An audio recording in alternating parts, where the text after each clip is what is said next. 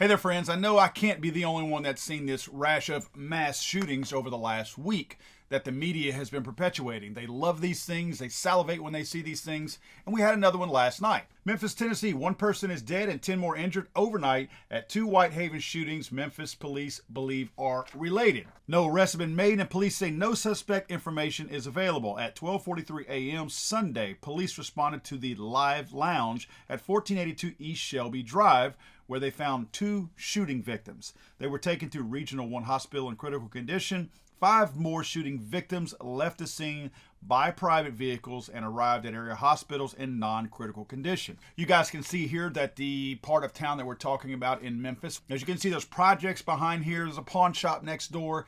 This is a bar. Obviously, this was not a church. And we know the type of shooting that took place here. It's very evident. By all accounts, you can see the evidence points to exactly what we know that it is. And I can't say a whole lot about that because YouTube will take this video down. I will say it's gang related. There was no question about it. Or if not gang related, it's people who wish they were in a gang and are acting like gangsters. While at the Live Lounge, officers were told about another shooting at Shelby Drive and Boeing Shore Drive. This is right down the road from this very location. Their officers found one male shooting victim who was pronounced dead at the scene. 3 more victims were taken to Regional 1 in critical condition from that location. Police are investigating and say both scenes are believed to be connected. Well, duh, they're definitely connected. Clearly the parties left there, the non-mass shooters, because these are not mass shooters that we're talking about here. Let's remember they are in different categories. Drove down, and as you can see at this corner, there's 3 service stations, 3 gas stations. The other corner has nothing on it. So it's 3 gas stations. Likely these guys went into the gas stations or went across the street. Somebody saw them, went back across there, confronted them, reconfronted them, if you will, and shot. Their shots rang out again, and these people left. Now, officers are saying that there's no immediate threat tied to this. In other words, they have not caught the people, yet they're telling you there's no immediate threat. There's another indicator that we're not talking about our standard run-of-the-mill rampage killer. These are gang members, and these are people who have a squabble, who have a beef with one another, if they are not in fact real initiated gang members. And the police know that they're not running out there indiscriminately shooting at just people to amass a body count. That's not what they do. That's why I say all the time that we have to approach the mitigation of these two types of killings totally separately, because we can't solve them both by approaching them the same way.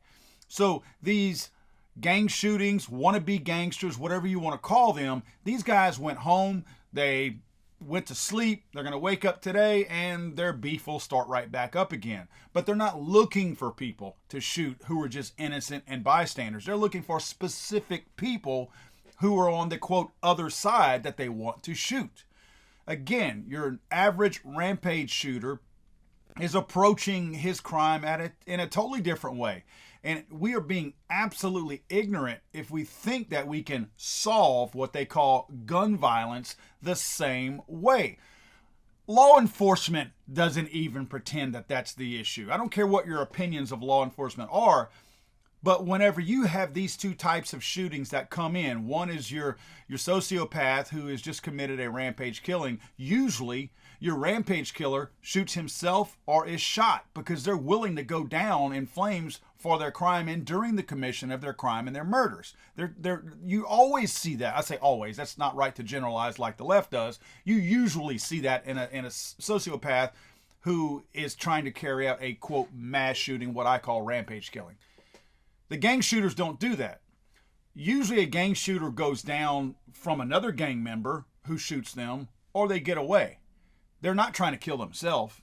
That wasn't their sole intent. They are not mentally unstable, although there is something wrong with them. They're not mentally unstable. So they're not looking for suicide by cop, or they're not looking to kill themselves. They want to escape that crime scene. Again, where your sociopath is not trying to escape.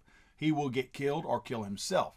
I feel like in many cases, law enforcement has a duty to echo what I'm saying, because it's not fair that they don't say what I'm thinking and what I know to be true.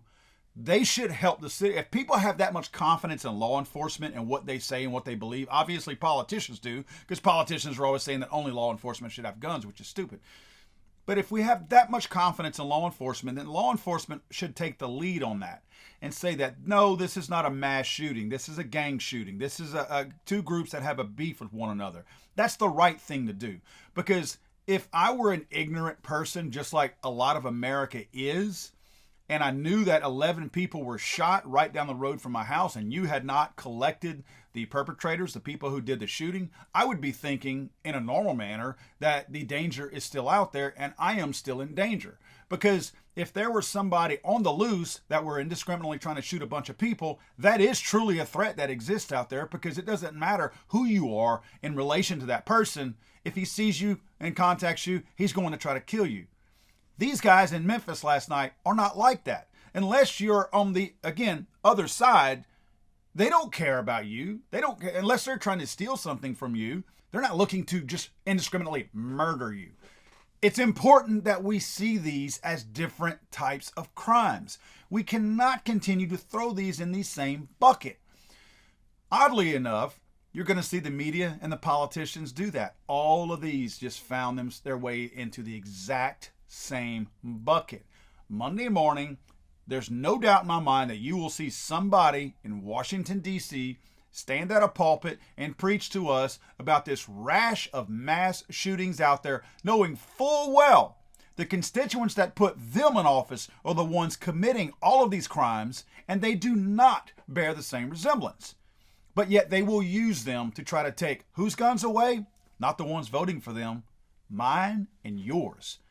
I am going to do my best in the coming months. I've tried at least touching this topic, and it seems like it goes nowhere. I will try to do my best to start separating these things and shedding way more light on these types of murders, these types of crimes, so people will start to separate them. Because I truly believe, and I'll go into more depth in other videos, I truly believe there's 3 types of murders that are out there that the left is throwing into this anti-gun rhetoric of mass shootings consistently to try to pile their numbers up and grow their numbers. And it's not right, it's not accurate, and it's extremely dishonest. We know their goal is not to make anyone safer. They've never been looking to make people safer. Their goal has always been to disarm honest, law-abiding Americans, and we need to expose what they're doing and call them out for it. Guys, if you don't already know this and haven't realized this, my videos get suppressed quite often here on YouTube. They don't like me talking about this stuff. They don't like the word getting out about this. And it's not just me. There's lots of other guys who do what I do, that their videos are stomped down and hidden. Please share these videos if you can. Please share them. Obviously, like them. Tell your friends and all that to do the same if you don't mind. Hit that like button. But if you share these videos on your social media, whatever you do with your friends, that helps get the word out, because you reach a certain point that even with the shadow banning that YouTube does, they can't completely suppress their own algorithms if we're sharing these videos and getting the word out to other people. So we can circumvent their system to a certain degree. I'm sorry, I thought this was America.